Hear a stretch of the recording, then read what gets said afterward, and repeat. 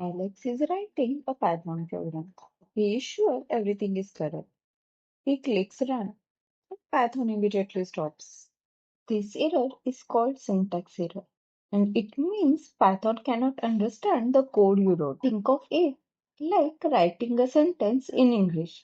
If words are missing or arranged incorrectly, the sentence becomes difficult to understand. Python feels the same way about code. One of the most common causes is a missing colon. Python expects a colon after statements like if, for, while, and function definitions. Another common mistake is forgetting quotation marks. Python starts reading the string but never finds the closing quote. Once the quote is closed properly, Python understands the statement. Missing brackets can also cause syntax error. Every opening bracket needs a matching closing bracket. Whenever you see syntax error, look carefully at the line mentioned in the error message.